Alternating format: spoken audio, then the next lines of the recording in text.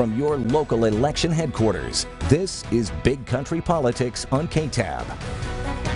We're back with Congressman Jodey Arrington again. Thank you for being here. I want to ask you, well, good, because you've been in Washington for a while now. Yeah, you know, I spend at least half my time up there. It's part of the job. I wish I could telecommute. I'd be happier if I could work from West Texas, where we have a lot more common sense and constructive approach to problem solving. But the fact is, we have a great country. It's worth serving and fighting for. That's what Memorial Day is certainly all about. And you know, we just got to keep plugging away, try to change the culture of politics in Washington. That's what I always said was the most important thing. It's one thing to enact tax cuts, to rebuild the military, to find ways to make health care more affordable.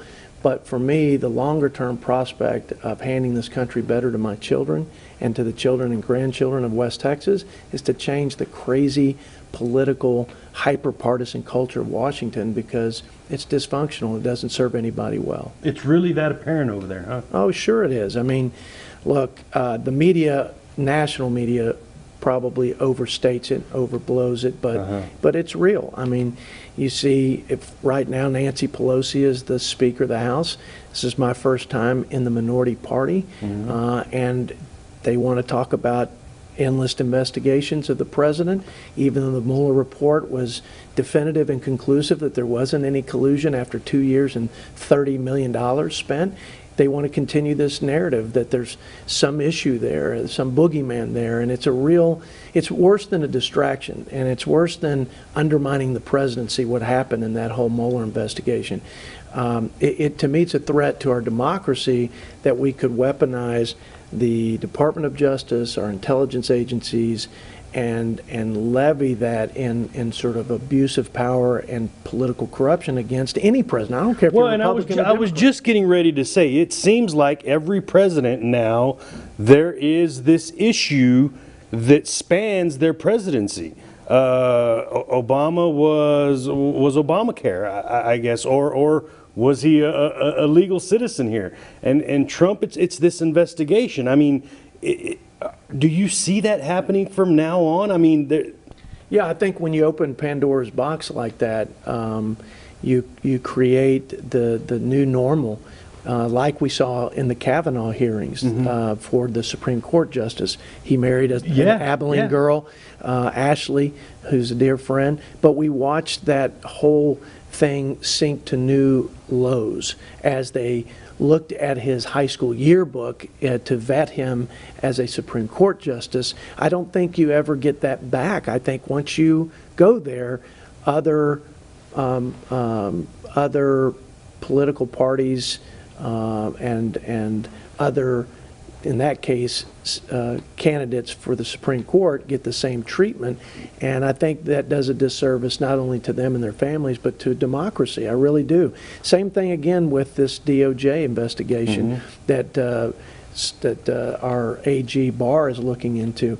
He has to look into any political bias or corruption, like we saw with Mr. Strzok and Lisa Page, who were the lead investigators on this counterintelligence mission to find out whether President Trump and his campaign colluded with Russia. What were they saying in emails to each other? We've got to take down the president. We cannot allow him to be president. And if he is president, we must do this as an insurance policy against him.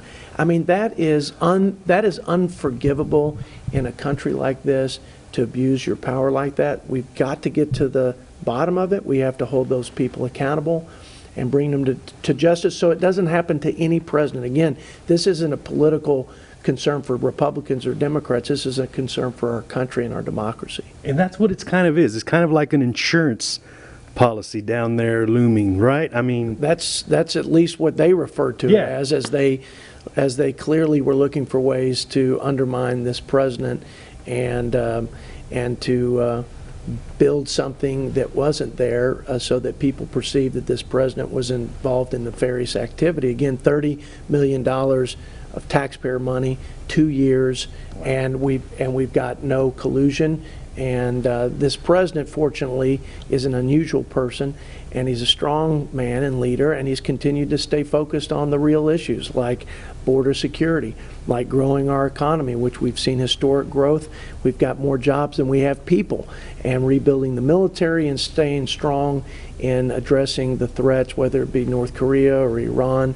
We've seen some activity there lately. So this president is focused, as I am, on the real issues, but you've got another party that finally got the gavel, and they're squandering the opportunity to show some bipartisan constructive problem solving. We could be working on infrastructure, we could be working on drug prices and health care, access to affordable care, and any number of things, like getting the USMCA, which is NAFTA 2.0, getting that passed, because that's significant to our economy. It's critical to the Texas economy, $120 billion. Our ag trade has increased 800% since we passed NAFTA in 1993.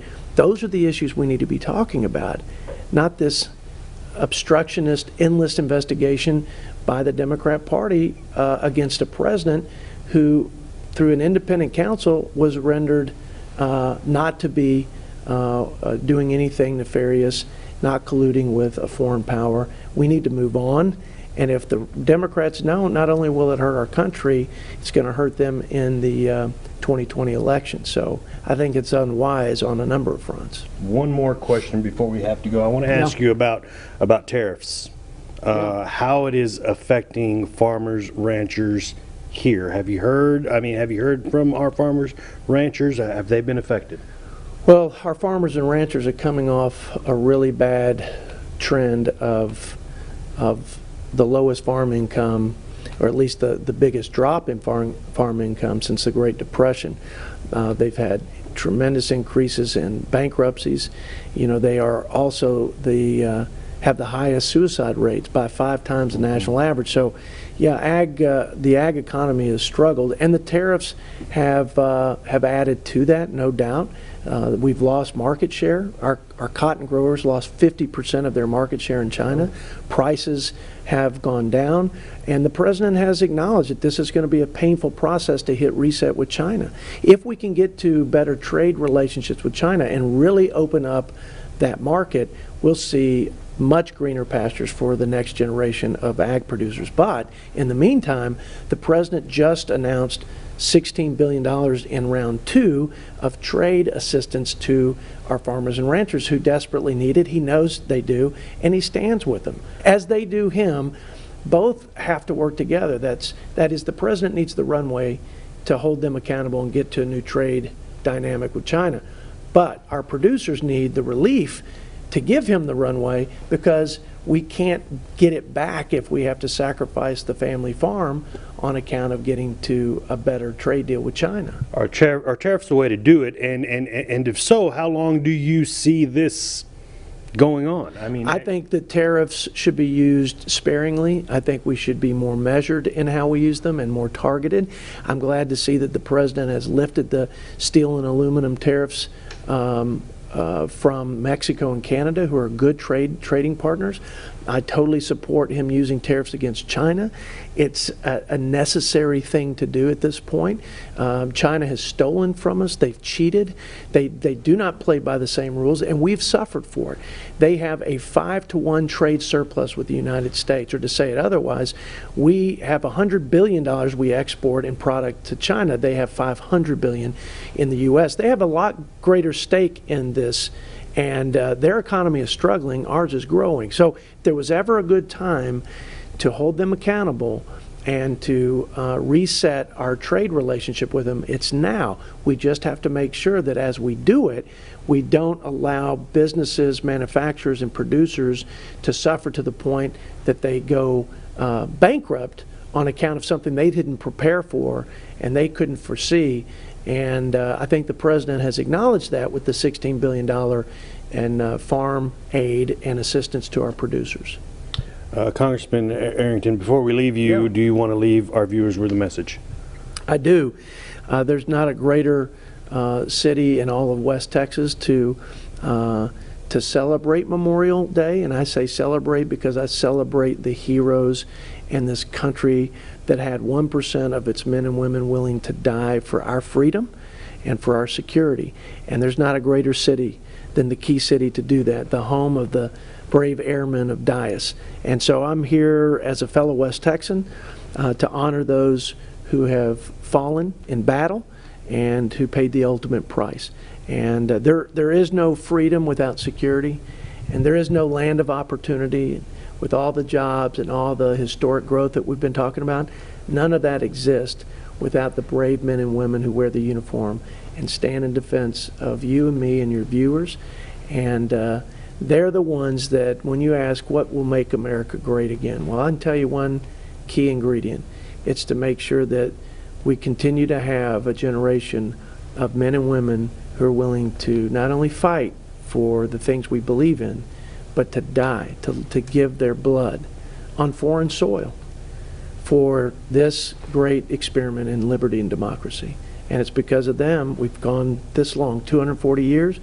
I believe the best is yet to come, but we're always counting on those guys. So today is a very special day for me. And of course, we are recording this on Memorial Day here in the studio. Our audience won't see this till later, but you wanted to get that out because today is Memorial Day. Yeah, today is the day, again, we pause and pay tribute to people who gave up their today so we could have our tomorrow. And I'm reminded that every day in this job, just the responsibility to make sure that this country is handed to our children better and stronger, that they have a safe, strong, and free nation. And there is no safe, strong, and free America. There is no liberty and democracy without the sacrifice of our men and women in uniform. So I'm grateful to them eternally. And I want to thank every veteran out there for their service. And then I want my folks back here to know that while the craziness is at all-time highs in Washington and the dysfunction, we're focused on trade deals. We're focused on securing the border. We're focused on rebuilding the military and addressing the threats. Those are the issues that the people elected me to deal with, and those are the ones I'm focused on. And at the end of this Congress, even though we're in the minority, I plan on reporting to you and our folks back home that we've been able to work in a bipartisan way to deal with the issues that are real, and the problems that we need to solve in order for our not just our country, but our community in West Texas to continue to prosper. Thank you very much for coming. All right, we'll be right back.